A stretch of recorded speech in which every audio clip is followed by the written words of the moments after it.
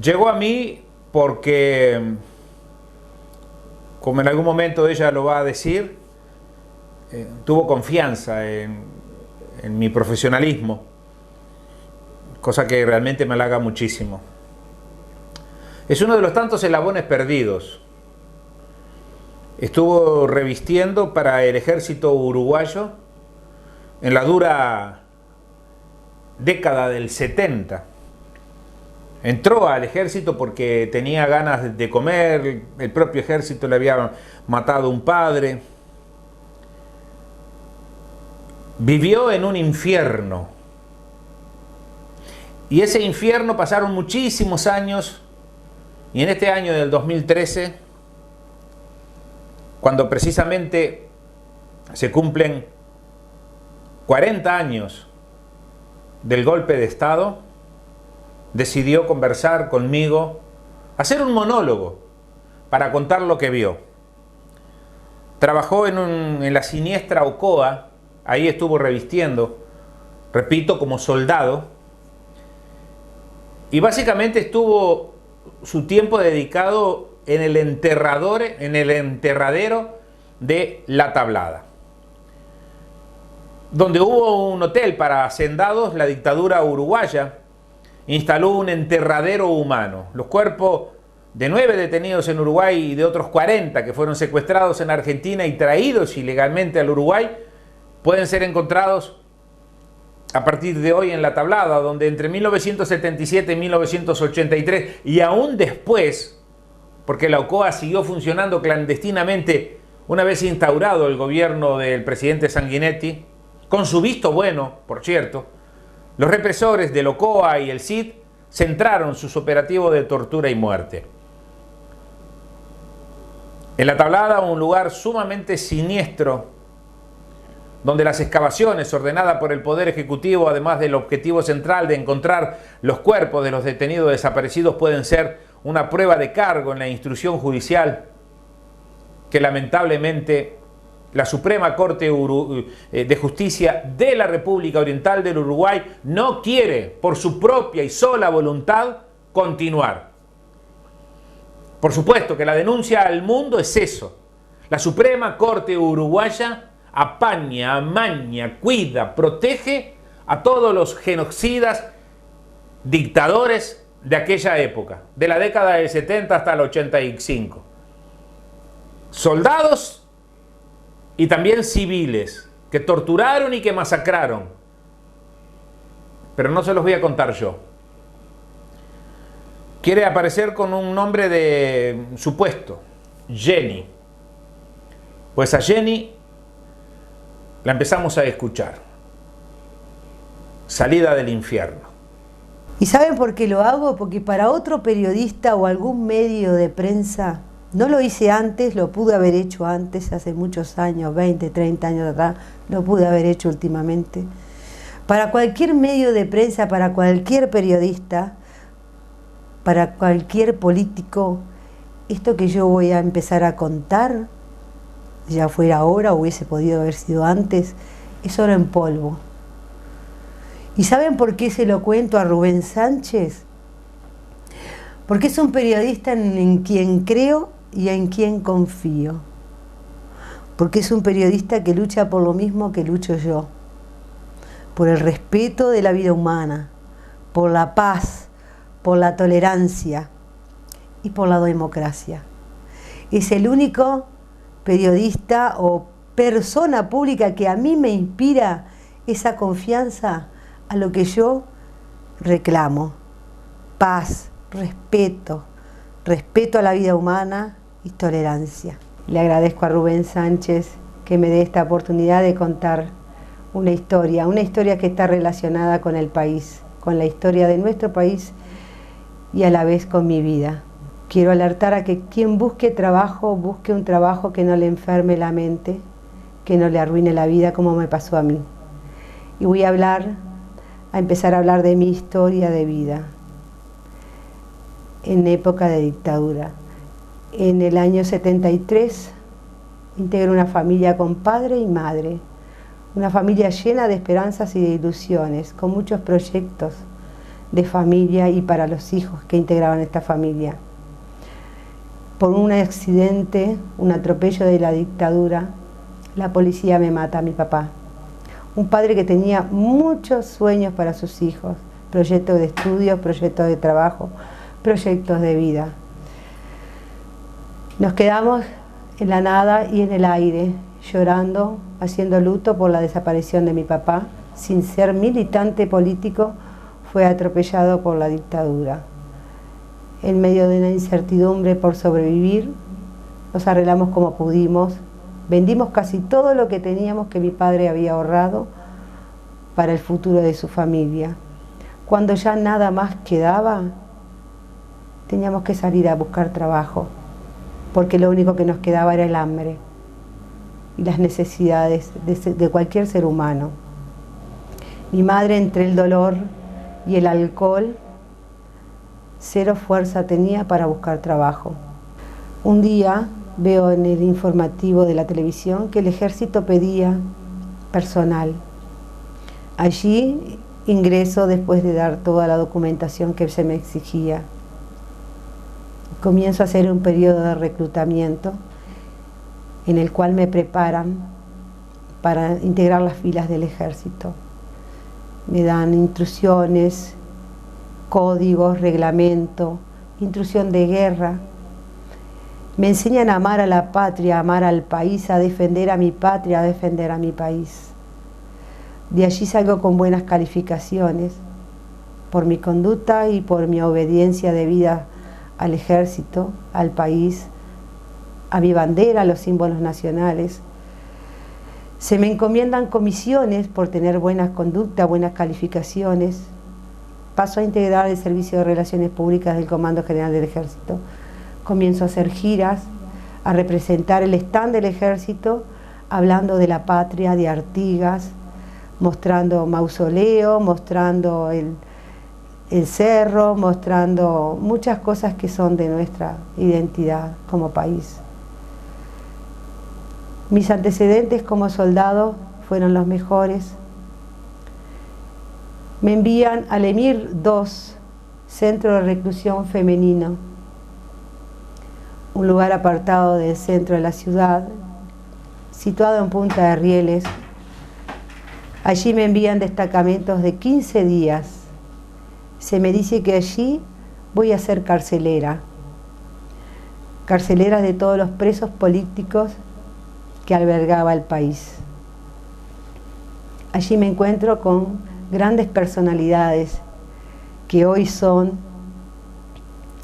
personas que dirigen a nuestro país, como la primera dama Lucía Topolansky. Allí había la hija de un periodista, Luna, de Canal 10, muy angelical. Estaba Jovita, la gordita Jovita que le decían cantaba muy lindo, a pesar de estar en ese encierro, una mujer muy alegre. Había una arquitecta que hacía ladrillos para la cárcel. Estaba, habían otras personas que no recuerdo el nombre, pero trabajaban muy duro, eran gente muy obediente, se limitaban a las exigencias de la cárcel, no les quedaba otra. A pesar de que se mantenían unidas, llevaban una vida muy ardua. Hacían el trabajo duro de cárcel, de panadería, cocina, las llevábamos a la quinta, muchas se recreaban plantando. Allí había un burro llamado Joaquín, que era la mascota de todas las reclusas. De él se burlaban y con él la pasaban el rato olvidándose de dónde estaban. Estaba Lilian Celiberti, otra personaje público, que era la más rebelde, la que luchaba muchísimo allí adentro. También era la más castigada.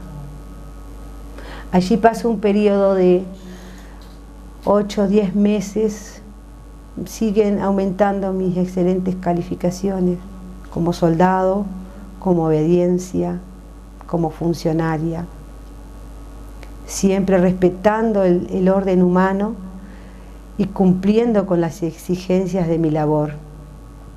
Un buen día se me llama y se me dice que voy a pasar en comisión a otra unidad militar que no es la mía, la de origen. Pregunto dónde es, me dicen que al día siguiente me llegarán las órdenes. Me dan una dirección, me dan un ómnibus que tomar. A pesar de que conozco Montevideo, esa zona no la conocía. Tomo un ómnibus, termino en el Paso Molino, de allí me derivan a la zona de Lezica. Me dicen que queda frente a un frigorífico, un matadero, algo así. Voy viendo por el ómnibus dónde bajar y veo 2 militares en una puerta, bajo y pregunto. Le digo que soy del Comando General de Ejército, Compañía Femenina, que me están esperando allí, que voy en comisión de esa unidad, y me dicen que les entregue el carné militar y la cédula de identidad, la cual chequean, y me dicen que suba. La casa es inmensa, con muchísimas ventanas, rejas, muros. Daba la sensación de una mansión abandonada. Entro por la puerta de entrada, un gran empedrado en la entrada había, y veo 2 escaleras, una a la derecha y una a la izquierda en forma de caracol. Le pregunto al soldado por dónde entrar, y él me dice, por cualquiera de las 2 suba, las 2 la van a llevar al lugar donde la están esperando. Cuando me acerco a la escalera siento una música muy alta, muy fuerte. Se sentía ya desde la calle. Comienzo a familiarizarme porque siento música, si bien a pesar de que no se parecía a una unidad militar, como me habían dicho que yo iba a integrar otra unidad militar, me empiezo a salir de aquel ya porte militar y me siento a familiarizar con la música y empiezo a llamar a una de mis compañeras, las que me dijeron que me iba a esperar allí, que ya estaba integrando esa unidad. Comienzo a gritar su nombre y baja alguien y me dice que me silencie, que allí no se nombran a las personas. Y le digo que vengo de la compañía femenina en comisión y me llaman a una de mis compañeras, me dicen llegó lo que esperaban. Me lleva al alojamiento, que supuestamente es una habitación donde se alojaban las femeninas militares. Allí habían 3 compañeras más, las cuales su origen eran del mismo lugar donde yo estaba, pero hacía mucho más tiempo que estaban ahí. Entonces yo le pregunto cómo se llama este lugar y me dice, esta es Ocoa. Y yo le pregunto, ¿qué es Ocoa? Acá es una base clandestina donde traemos a los piches. Y yo le dije que piches, los que vistes en la Emir 2, primero pasan por acá y después van a la cárcel. Para nada sabía que le decían los piches a los detenidos políticos. A modo de confianza empiezo a dejar mi equipaje y me dicen que yo allí voy a estar permanente, sin días y sin horas, que sabían cuando yo entraba pero no iban a saber cuando yo salía, que yo iba a estar a requerimiento del servicio. Se me empieza a mostrar el lugar para que me familiarizara hasta que me atendiera el jefe a cargo de la unidad.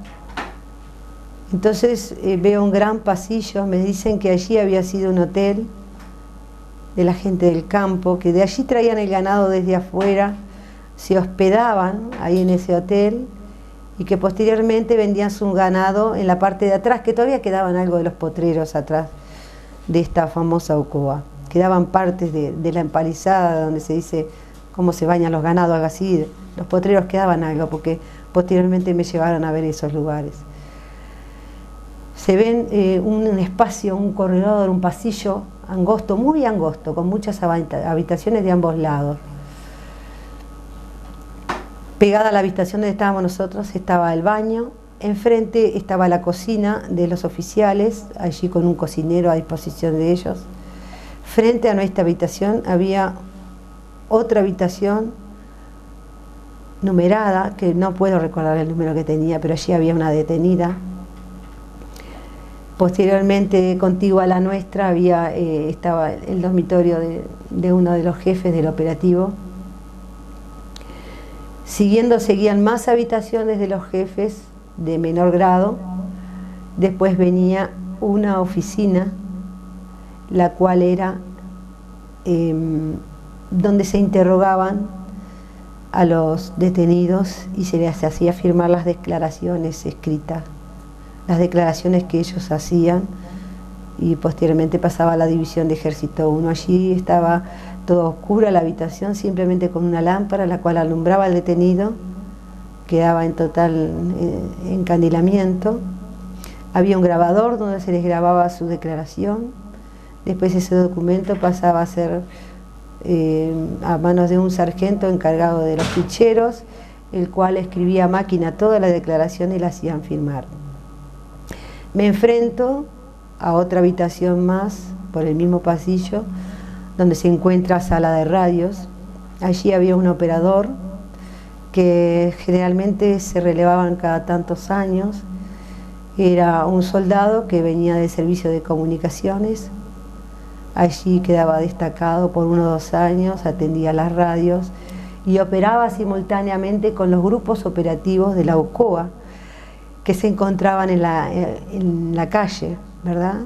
La calle le decían cuando salían a hacer seguimientos, a hacer operaciones, detenciones, vigilancia. Se comunicaba con todo el equipo y simultáneamente tenía una conexión con sala de radio de jefatura, que generalmente se le pedía apoyo cuando había que detener a alguien o entretenerlo para que no se les escapara.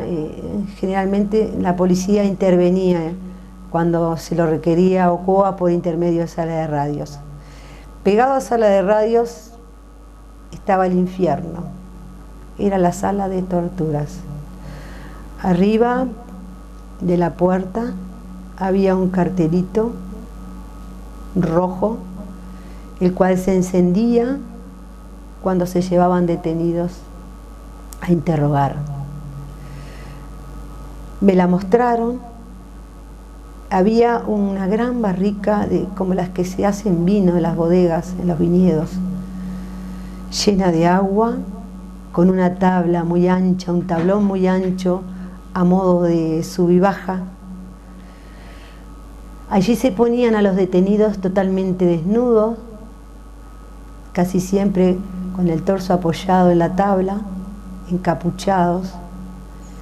Se le bajaba la tabla y lo sumergían un buen tiempo, lo más que pudiera soportar. Lo sacaban, les preguntaban si estaba dispuesto a hablar. Si la persona se resistía, volvía a ser colocado en esa tabla. En el techo de esa sala había un gran gancho, como los que se usaban en los lugares donde carneaban animales. Ahí eran atados con las manos juntas hacia arriba y los subían por una roldana con una piola hasta que quedaran totalmente colgados. Pude ver a un detenido, el cual tenía la espalda dislocada, salida del lugar, de tanto tiempo que los tenían colgados. Allí colgados les tiraban con un tarrito de los que se usan para envasar arveja, un tarrito con agua en el cuerpo, en las partes genitales, mientras el cuerpo estaba seco, y les aplicaban picana. La picana era un hierro, tenía en su parte posterior todo un forro de goma y en la punta un clavo. En la parte posterior iba conectado un cable a la caja de tapones que estaba arriba en la pared, y de ahí se le aplicaba, se le subía la llave. Había una llave marrón, la cual le pasaba la corriente a la picana. Cuando iban a aplicarle la picana al detenido, subían la llave y saltaban, los veía saltar todos mojados cuando le aplicaban la picana.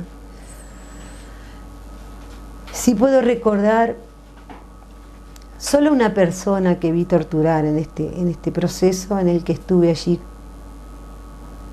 a órdenes del ejército, en el cual ejército que me había enseñado a honrar a mi patria, a luchar por mi país, país que debería ser primero que la madre para el ejército. Esa era la ideología del ejército, primero tu país, después tu madre. Un país que se me enseñó a honrar. Nunca había visto atentar tanto con la vida humana como pude ver en esa sala de interrogatorio. Lugar que se me invitó a participar, a ver como experiencia, como la nueva, como lo que yo era. Tenía que pasar por ese lugar, si no, no podía integrar ese lugar. Estaban 4 oficiales, el jefe de operativos, capitán Leandri, del arma de infantería, teniente García, alias Gonzalo, del arma de artillería, teniente Ferreira, alias Simón, del arma de artillería, mis compañeras, Nora Bravo, de la compañía femenina, alias, no lo puedo recordar ahora. Había otra compañera también, alias Flavia, secretaria directa del capitán Leandri, jefe de operaciones, quien manejaba toda la documentación de los detenidos. Estaba otra compañera, Ana Cuenca, alias Alicia, de la compañía femenina. Estaba el teniente Radaeli, alias Claudio, del arma de artillería, teniente hoy detenido en Chile, con el grado creo que de coronel.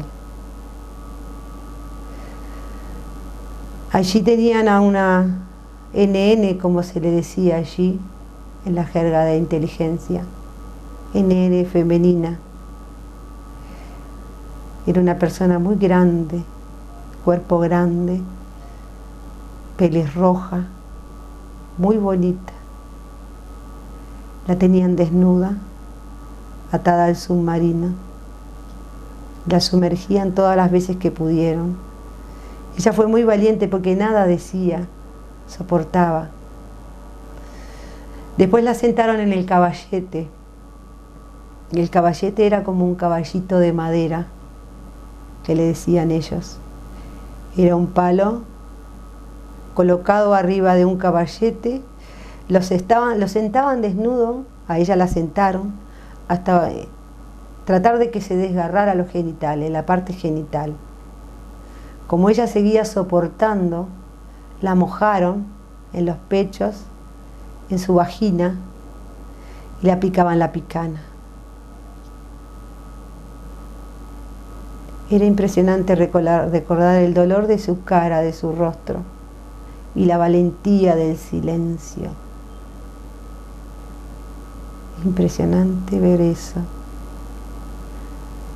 Pero a la vez miraba en mi rostro, a ver de qué forma reaccionaba frente a lo que estaba viendo.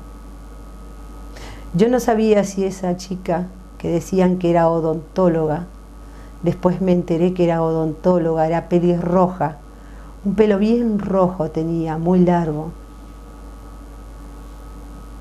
Y no sabía si la valentía de esa joven, soportando toda esa tortura, iba a poder algún día contarlo. Pero si ella no lo contaba, sabía que tenía que estar yo para contarlo. Entonces mi rostro tenía que mostrarla lo más posible, disimular lo que yo sentía en ese momento. Lo que yo sentía en ese momento era salir corriendo de ese lugar, sabiendo que me podían disparar por la espalda o desaparecerme como muchos desaparecieron. Pero alguien tenía que contar esta historia, por eso yo me tuve que callar. El silencio de ella, no sé si hoy está viva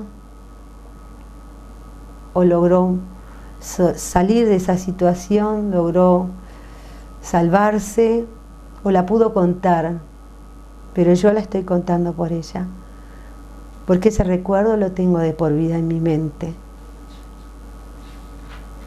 Y ojalá algún día le pueda decir en la cara quiénes fueron sus torturadores. También estaba el teniente Terra. No recuerdo, tenía número de placa, tal vez no recuerdo. No usaban placa. Los detenidos que torturaban en el periodo que yo estuve no usaban placa, no usaban número, no usaban nada. Simplemente estaban desnudos. Había un teniente Terra que era la pieza clave de interrogatorio. Era el instructor de todos los oficiales nuevos que caían a la Ocoa, que antes había sido Base Trébol, y antes de Base Trébol había tenido otro nombre. Esta mujer no habló. Seguían torturándola, echándole agua, y venía la nueva, que era yo. Me invitaron a aplicarle la picana. Les hice seña con la cabeza, tocándome el pecho que no. Se notó que no estaba pronta para eso. Eso era lo que yo quería demostrar. En realidad nunca estuve pronta para eso.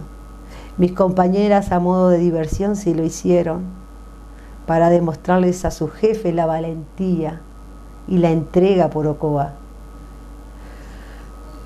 Luego nos piden que nos vayamos, y dentro de mi shock traté de quedarme viendo qué pasaba con ella.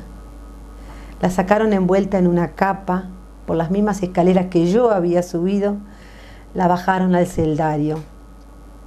El celdario quedaba en la parte de la entrada a la derecha de las escaleras. Allí se hospedaban los peones. Eran todos los peones en la época del frigorífico, cuando eso era un hotel. Tenían aproximadamente de ambos lados unas 10 habitaciones. El piso era todo con baldosa de cuadros. No recuerdo el color, pero sí recuerdo que las paredes estaban todas manchadas de sangre. Todas manchadas de sangre. Esa chica fue llevada al celdario. Nunca más supe qué pasó de ella. Cuando me llevan a ver el celdario, esto que estoy contando, vi aproximadamente unos 11, 12 detenidos tirados en el piso, en estado de indigencia, mal vestidos, andrajosos, con los pelos todos pegados, llenos de sangre en su rostro, en sus manos, en sus piernas, quejándose de dolor. Allí no eran atendidos más que por el carcelero, el llavero, que le decían que era un compañero nuestro vestido de civil, el cual no se animaba a tocarlos. Pude ver de qué forma los curaba y los atendía. Había un palo de eucalipto muy fino, finito, como el que se podía usar para hacer una escoba en la campaña. Ese palo estaba con una sábana blanca envuelta en la punta y atado con una piola, el cual sumergían en un balde de agua y después se lo pasaban al detenido en las partes donde estaba herido para limpiarle la sangre que estaban chorreando. No eran asistidos por ningún médico ni enfermero en ese momento. Solo vi un médico que era llamado de la División de Ejército 1, a la cual dependía Ocoa.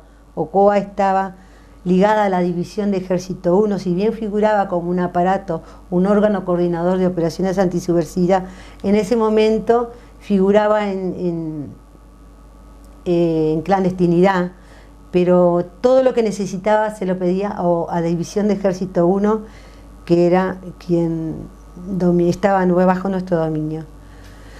Ese médico, había un médico, sí, llamado Kadajian o Kadajian, algo eso, era un apellido armenio, era el que los atendía a los presos cuando estaban a punto de morir o en situación de riesgo de vida, después de ser torturados o interrogados, como le decían ellos. Ese médico aparecía solamente en ese momento. Una vez sola lo vi aparecer, fue cuando había otro joven que había sido también torturado conjuntamente con esta odontóloga pelirroja. No sé qué pasó con él, ni supe quién era. Nosotros los tropas, como le decían los oficiales, que éramos los soldados, no accedíamos a la información documentada. Muy escasa vez podía llegar a una planilla de informe del detenido. Bueno, siguieron mostrándome, después de ver esa tortura, a la cual aparentemente ellos soporté, siguieron mostrándome el lugar. Posteriormente a la sala de torturas, como le llamaban ellos, había enfrente un espacio como un hall de vidrio, que era el lugar donde las femeninas, que éramos nosotras, las soldados, podíamos tomarlo para momentos de esparcimiento, fumar, tomar un café, una Coca-Cola, lo que fuere. Pegado a ese lugar estaba la sala de ficheros. Allí había toda la información que cualquier político hoy quisiera tener. Allí se archivaba y se documentaba toda la forma de operar Ocoa. Se documentaba todo lo que se le hacía a un detenido, cómo se le interrogaba, cómo se le detenía, cómo se le vigilaba, toda su vinculación. Allí estaban los ficheros de casi todos los partidos políticos, PVP en aquel entonces, Partido por la Victoria del Pueblo, MLN, PC, Partido Comunista, Partido Socialista, Partido de lo que fuera. Entonces me dio curiosidad verlos tan ordenaditos, tan prolijos. Había un gran fichero en el medio que era todo color rojo grande, era el del Partido Comunista. Después había otros de menor tamaño, pero allí tenían todas las personas militantes afiliadas a cada partido existente en el Uruguay. También estaban los partidos tradicionales, blanco, colorado. Pregunté de dónde habían sacado todos esos ficheros y esas fichas que estaban entre los ficheros a una de mis compañeras, Nora, alias, no me acuerdo ahora, ya me va a salir el nombre. Y me dice que esos ficheros fueron incautados a cada partido, algunos, a otros se les fue robado por información que vendía algún detenido.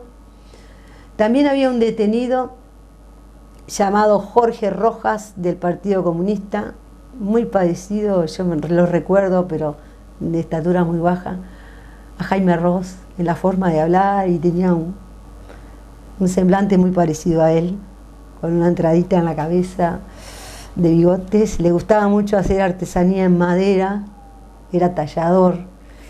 Le decían el 4, su alias era 4, el número 4. Ese preso tenía privilegios. Permanecía en Ocoa cuando otros habían sido torturados o desaparecidos, o estaban presos en el Emir 1 o en algún cuartel. Ese preso tenía los privilegios de estar allí entre aquellos oficiales, entre aquel órgano coordinador, fumaba, comía, tomaba, iba al casino, lugar de esparcimiento de todo el personal subalterno de la Ocoa, que en este caso éramos la tropa. Él participaba con todos nosotros en temas de conversación, de lo que fuera que pasara en el país, de televisión, de música, de baile, fumaba, comía, a veces cenaba o almorzaba con los oficiales en el casino de oficiales. Casino es, viene a ser el comedor en la jerga militar. Charlaban de temas políticos, pasaba información, en una palabra vendía a sus compañeros. Él figuraba en el, como es Caballería número 4, creo que está en Mendoza, sí, en Mendoza porque fui algunas veces. Figuraba detenido allí. Su propia esposa y su hijo creían que él estaba detenido allí. Lo llevábamos los días domingo a que él viera a su esposa y su hijo como que él estaba preso allí. En realidad no estaba preso allí, estaba en Ocoa entregando a sus compañeros. Mientras otros habían soportado la muerte, otros estaban soportando la cárcel, soportando la tortura en algún cuartel, se estaba dando la vida allí entre los oficiales y los soldados. A la noche dormía en su habitación, la número 4. A la noche sí se le cerraba con candado. El llavero encargado lo encerraba en su habitación, tenía su buena cama, sus buenos libros, su radio para escuchar música. Y de noche sí permanecía con candado, durante el día era uno más de nosotros allí en la UCOA. Bueno, eso fue durante el día. Llega alguien que aparentemente va a ser mi jefe, se me presenta, me dice: soy el teniente Terra, del arma de caballería, alias Raúl, voy a ser tu jefe a partir de hoy. ¿Ya te dijeron dónde estás? Le dije: sí, ya me dijeron. Acá tu nombre no lo vas a usar, acá vas a llevar un alias. Y con ese alias te van a llamar y con ese te vas a identificar. Te voy a enseñar lo necesario, acá vas a aprender muchas cosas, me dicen. Acá seguimos a la gente, la escuchamos, la investigamos, la detenemos y la ponemos presa. Yo mucho no sabía de política, en realidad no sabía nada, sabía que me había matado a mi padre, no sabía lo que había pasado en el país, porque estaba en el dolor de la pérdida de mi padre y luchando para darle de comer a mi familia, y mucha información no se daba en la prensa, de a quién detenían ni por qué detenían. La gente desaparecía y punto, no se sabía por qué. Entonces uno era pasible de no saber lo que pasaba.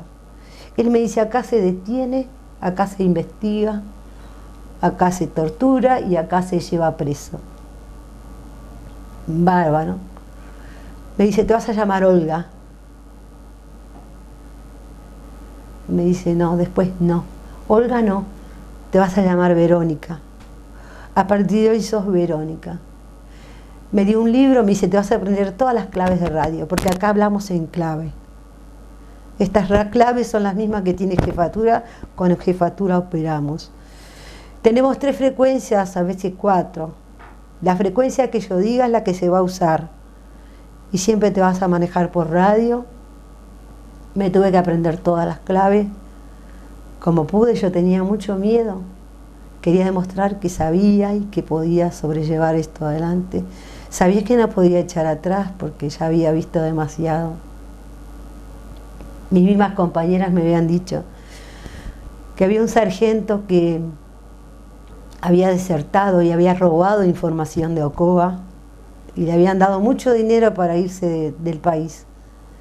Como también en un vuelo, el cual integró Ocoa, eran tantos los presos que había que empezaron a tirar al mar, tiraban gente porque el avión estaba cargado, venían de Argentina. Y entre esa tirada de gente se fue un sargento de la infantería. Y no lo pudieron denunciar como desaparecido porque fue un error humano que habían cometido los oficiales. Y lo dieron como desaparecido, su familia nunca supo qué pasó con él. La esposa decía que iba todos los días al cuartel a preguntar por ese sargento, que un mismo compañero de él lo había tirado en tanta gente que tiraban al mar. Esas son las versiones que me dieron mis compañeras, que tenían más antigüedad que yo no lo vi, no lo puedo confirmar. También me dijeron que un oficial, el Chueco le decían, Morocho, yo lo conocí, pero no me acuerdo el nombre ni el apellido de él. Se había vinculado con una detenida y había desertado, se había enamorado de esa detenida y desertó del ejército. Lo buscaban a muerte porque tenía mucha información. Bueno, ahí empiezo a estudiar las claves y me empiezan a decir que tengo que empezar a manejarme con un equipo de radio. Me dieron un arma, tenía que andar todo el tiempo armada. Esa era la regla allí adentro. Siempre había que estar armado, aún cuando uno estaba acostado tenía que tener el arma al lado. Al otro día, al día siguiente, me presentan al resto de mi grupo. Había uno que era del arma de artillería, de caballería, se llamaba Emilio, no recuerdo el apellido, porque no nos decían los nombres y apellidos de los compañeros. Después había otro que le decían el Mojarra, era del arma de artillería, Era un soldado. Tampoco supe el apellido. Con ese grupo yo manejaba mi vida allí adentro, eran los que me informaban todo lo que tenía que hacer, porque mis compañeras el resto del día no estaban con su grupo. Cada grupo operativo tenía una femenina, manejaban un móvil, que era un auto, estaba el oficial a cargo, que era el que manejaba el vehículo y el que dominaba toda la situación. Atrás iban 2 soldados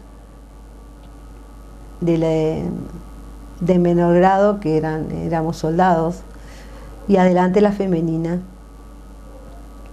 Allí salíamos a trillar, como le decían ellos, a patrullar la ciudad.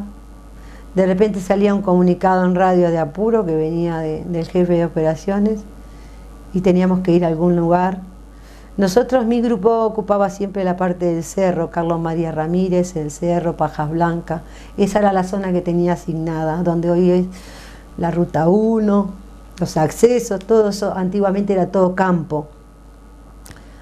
Esa era la zona nuestra, era la zona que cubríamos, todo el tiempo patrullábamos allí. Un buen día me dicen que voy a participar en un seguimiento. Yo ya me sabía las claves en ese entonces de radio.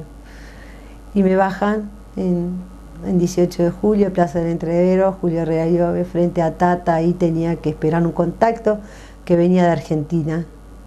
Nunca supe quién era.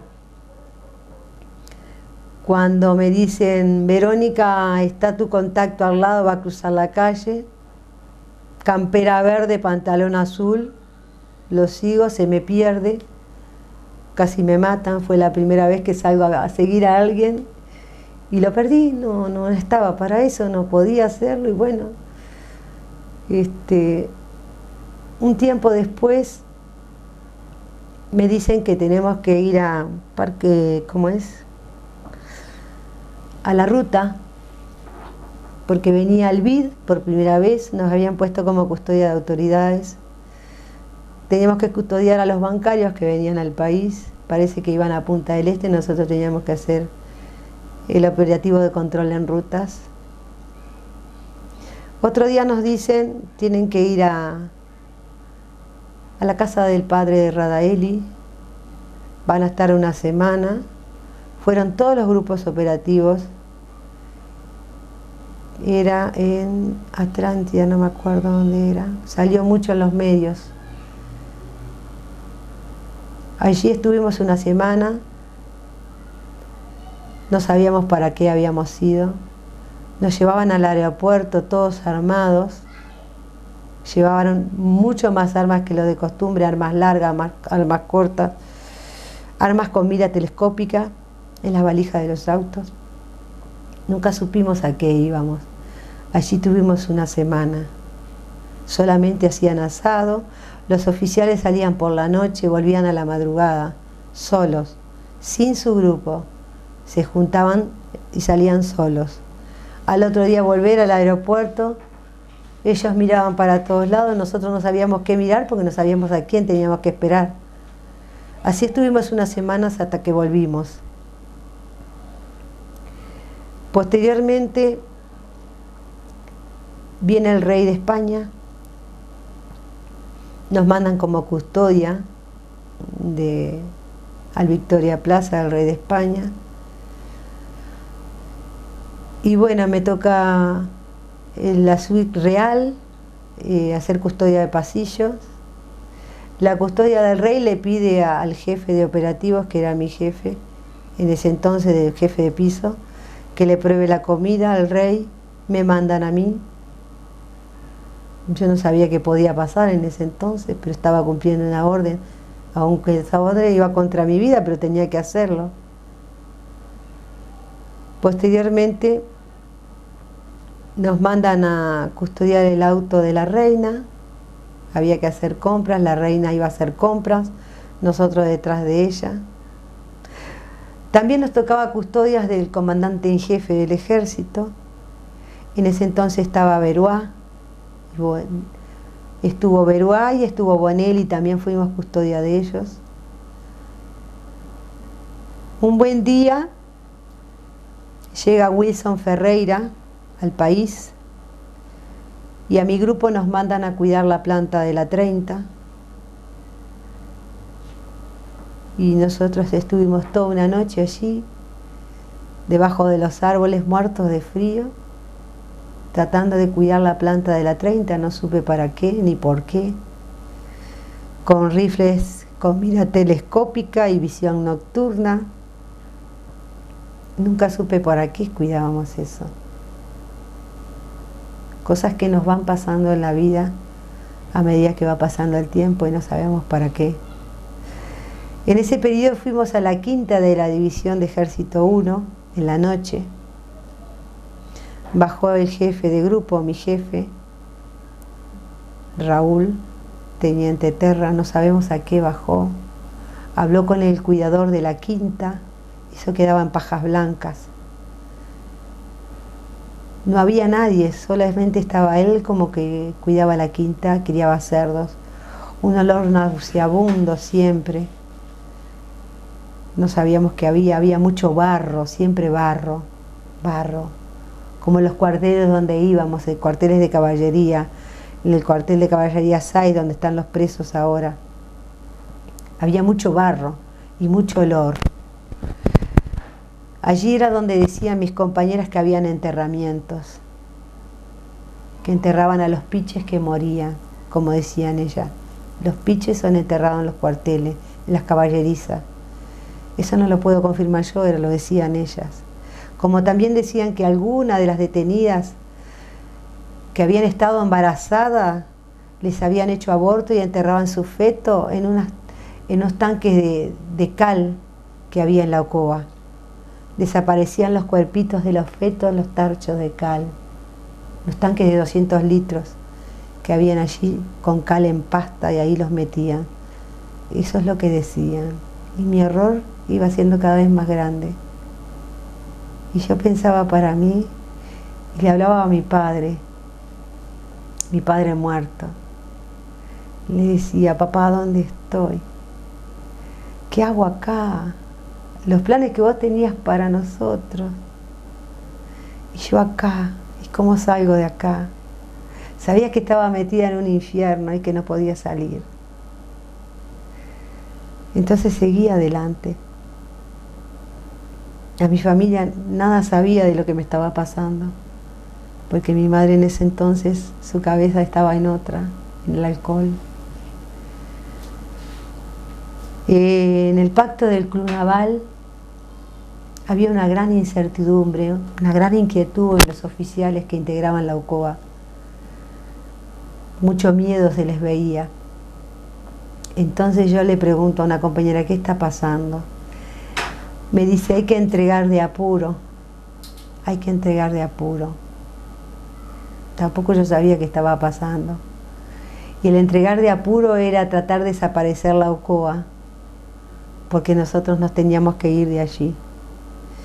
Entonces veo a compañeros que cargaban en una combi al submarino, al caballete, donde se torturaba, a la picana, cuadros que habían allí, toda la Ocoa estaba decorada con cuadros de los detenidos, de la casa de los detenidos. Muchos detenidos eran artistas, habían cuadros hermosos, había muebles hermosos, habían autos hermosos. El Chevette que nosotros usábamos era un Chevette gris, y la chapa era 812, no recuerdo si era su chapa de origen o era la chapa yuta, como le decían ellos, porque usaban chapas yutas de la intendencia, cada tanto las cambiaban. Ese Chevette gris era de la doctora, la odontóloga a la cual torturaron, a la cual yo vi torturar. Era un Chevette gris, era de ella. Ese Chevette era el que nos transportaba a nosotros en todas las operaciones. Empezaron a desaparecer los cuadros, autos que tenían que devolver. Eso me decían mis compañeras, todo esto hay que devolverlo, es de los piches. Hay autos que son de los piches, hay cuadros que son de los piches, casas, hay una casa en Mazzini que hay que devolverla. Nunca supe cuál era esa casa en Mazzini. En la casa de Mazzini se reunían los oficiales, se reunían los que estaban en las operaciones antisubversivas, como decían ellos. Venían oficiales de otras unidades que tenían detenidos o que tenían información para detener personas, se reunían en la casa de Mazzini y de allí cada oficial en su unidad realizaba la operación correspondiente. Empezaron a desaparecer las cosas. Un buen día viene el coronel García, que era el jefe de operaciones de Ocoa. Él tenía su despacho en la división de Ejército 1, él no estaba en Ocoa. En Ocoa estaba el jefe de grupo de operaciones, que era el capitán Leandri. Viene el coronel García, nos reúne a todos y nos dice que a partir de ese momento la Ocoa se desintegra y pasa a revistar en la división de Ejército 1, que ya revistábamos desde el principio, porque cuando uno pasa a Ocoa, va en comisión a la división de Ejército 1, pero en realidad no está en la división de Ejército 1, está en Ocoa, que Ocoa no existía para nadie en ese entonces. Ocoa era clandestina. El espacio físico de Ocoa, el hotel, cuando uno iba llegando había un cartel grande que decía: tercer escalón, ejército. El tercer escalón, ejército, para la jerga militar, vendría a ser un taller mecánico, como si fuera Caima en jefatura o en la policía. Entonces ahí la Ocoa figuraba como el taller mecánico de la división de Ejército 1, sin embargo era una base clandestina. Nos mandan a hacer nuestro equipaje. Ojalá pudiera recordar en qué año fue, porque cuando vinieron las elecciones del 84, cometí la inocencia de decir que iba a votar por primera vez. Y cometí la inocencia de decir que me gustaba la Unión Cívica, porque su líder político era el doctor Chiarino. Una imagen de un viejito de mucha paz me daba a mí, de un viejito inocente, de un abuelo. Me daba la imagen de un abuelito. Y como era la primera vez que yo iba a votar, dije, yo voy a votar a Chiarino, a mí me gusta Chiarino. Y ahí empezó la guerra para mí. Alguien comentó a los jefes y yo empecé a ser excluida de todo tipo de actividad dentro de la Ocoa. Se me empezó a hacer una especie de persecución, a maltratarme, en forma de rezongo. Todo lo que hacía estaba mal, todo lo que hacía estaba mal. Se me sancionaba. Las sanciones eran la privación de la libertad. No podía salir del recinto, ni siquiera al día libre. Cumplía guardias allí adentro, recargos de guardia, hasta que un día me sentía muy sensible, muy vulnerable, y empecé a reaccionar, a ser agresiva. Y me llaman a un médico, al este famoso doctor Kadjian, que era quien atendía a los detenidos, salvo que se fueran a morir, porque si no después podían estar heridos, llenos de sangre. Y él no los atendían con un palo, con una sábana, los limpiaban. Este doctor me manda unas pastillas para tranquilizarme, las tomo, posteriormente me da un pase al hospital militar, a un psicólogo. Un psicólogo me empieza a interrogar, a preguntarme por qué estaba triste, qué me pasaba. Y yo no podía decir por qué estaba triste ni qué me pasaba. No sabía si ese psicólogo sabía dónde me habían metido a mí, no lo sabía. Entonces me mandó más pastillas, seguía tomando pastillas para los nervios supuestamente. Ni siquiera decía de qué eran las pastillas porque venían en una bolsita blanca y yo las tomaba. Como tampoco sabía si ese doctor ya le habían informado que a mí me tenía que tratar de determinada forma, porque ellos todo lo controlaban, ellos lo controlaban todo. Nosotros simplemente éramos un vínculo para algo, nada más.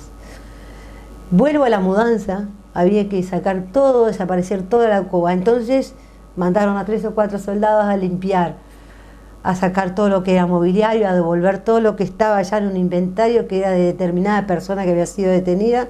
Todo figuraba en inventario. Si bien ellos lo usufructuaban, había que devolverlo.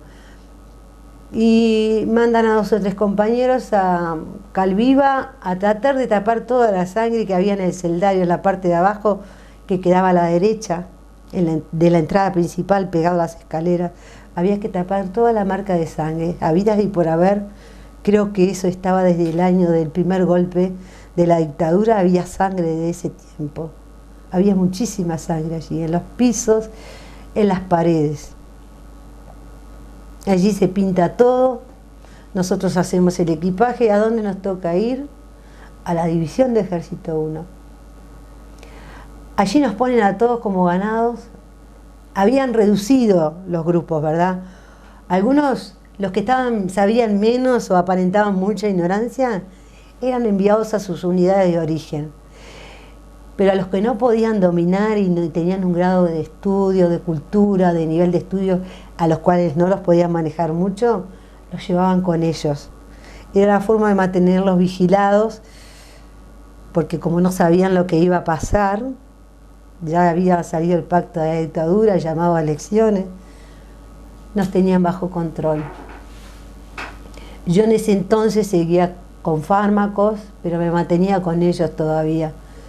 No sabían qué hacer conmigo, yo ya era una persona no confiable para ellos, porque yo iba a votar a un partido político. También nos habían dado la orden de que teníamos que votar al doctor Sanguinetti. Esa era la orden en la Ocoa y en todos los cuarteles que había por haber. Todo el que era militar tenía que votar al doctor Sanguinetti. Era una orden. Y yo había dicho que no, que yo quería votar a Chiarino, con mi inocencia, y bueno, y así fue. Y así se me empezó a excluir de todo lo que era la actividad de la Ocoa.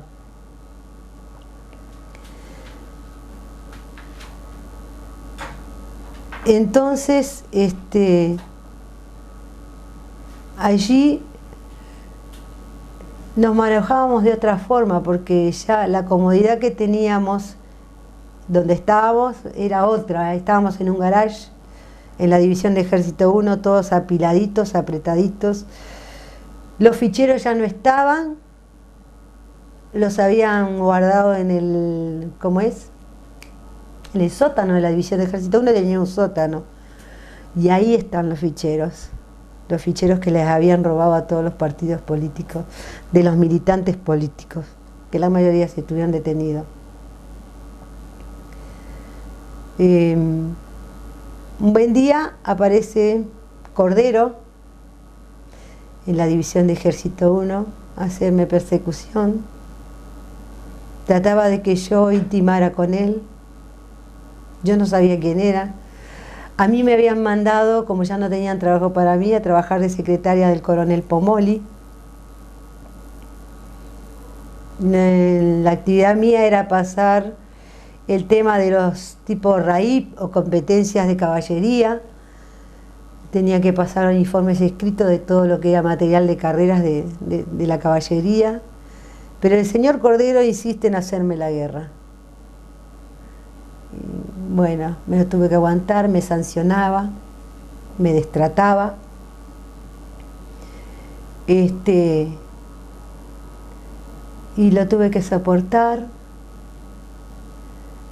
Volví al médico, le pedí más pastillas porque no me estaban haciendo nada. Me dio pastillas más fuertes. Sentía depresión, me sentía mal, empecé a sentirme mal. Comenzaba una guerra con este señor Cordero. Pedía traslado a mi unidad de origen y me fue enviado mi traslado a la unidad de origen. Allí vuelvo a mi unidad de origen después de tantos años de haber estado en Ocoa. Mis compañeras permanecieron allí. Me mandan de vuelta a las cárceles a hacer guardia al Punta Rieles. Allí había un director de la cárcel, el cual nos hacía llevar a detenidas a su despacho. Nosotros teníamos que permanecer afuera. La detenida estaba mucho tiempo con él. No sabíamos por qué razón, pero mis compañeras decían que él abusaba de las detenidas. Era el señor Barrabino, el viejo Barrabino, como le decían los soldados. decían que era medio loco. Otra cosa que quería destacar, que recuerdo mucho, por ejemplo, la gran disciplina que tenían las detenidas allá en Punta de Rieles, en el Emir II. Recuerdo mucho a Lucía Topolansky y a su hermana, que nunca supe quién era quién, porque estaban separadas, una estaba en el sector D y otra en el sector C, que se identificaban por el color rojo y el color amarillo. Según se decía en la jerga carcelera, el sector D era el más revoltoso, el más peligroso, al que más se le hacían requisas. Recuerdo muchas requisas hechas en los sectores de las hermanas Topolansky. Repito, nunca supe quién era Lucía y quién era la otra. También otra cosa que recuerdo, la poca valentía de los oficiales de nuestro ejército uruguayo, el recurso que usaban para interrogar a los detenidos. Interrogar se decía en una jerga militar, pero en realidad los torturaban. En el despacho, el cual después de la tortura, si el detenido se disponía a hablar, era encandilado con una lámpara y grabado con un radiograbador todas sus declaraciones. En ese despacho pude comprobar con mis propios ojos una jeringa con un líquido color té, al cual le pregunto a la compañera de más antigüedad de qué era esa jeringa, y me responde que era de los oficiales, que se inyectaban coca para interrogar a los piches. Entonces yo deduzco que la valentía de ellos venía desde la cocaína y no de la obediencia debida, como decían ellos, como dice en el reglamento. O sea que la valentía venía de una jeringa de cocaína. Y bueno, esta es mi historia, la cual sufrí, padecí, callé porque tenía que encontrar la madurez mental para entender lo inentendible. Tenía que encontrar la madurez mental para entender que yo buscaba un trabajo, que buscaba ayudar a mi familia, y que a mí se me enseñó que la patria era respeto y obediencia, y que yo en el ejército tenía que verlo como mi patria, mi país.